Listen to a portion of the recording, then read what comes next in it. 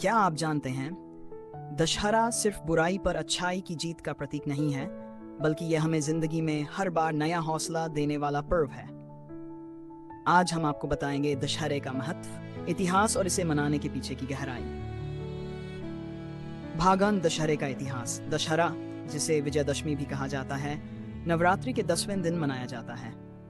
इस दिन भगवान राम ने रावण का वध किया था और माता सीता को मुक्त कराया था। एक और मान्यता है कि इसी दिन मां दुर्गा ने महिषासुर राक्षस का वध कर देवताओं को संकट से बचाया, इसलिए इसे विजयदशमी कहा जाता है, विजय का दिन। भाग 2, पर्व का महत्व। ये त्योहार हमें सिखाता है कि चाहे बुराई कितनी भी ताकतवर क्यों न हो, अंत में अच्छाई की ही जीत होती है। रावण केवल एक राक्षस नहीं था, बल्कि अहंकार, लालच और बुरे विचारों का प्रतीक है।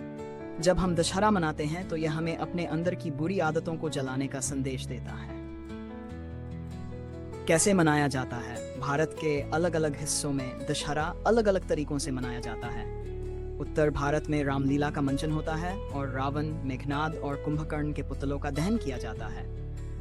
पश्चिम बंगाल और पूर्वी भारत में ये दिन दुर्गा पूजा के समापन का प्रतीक है।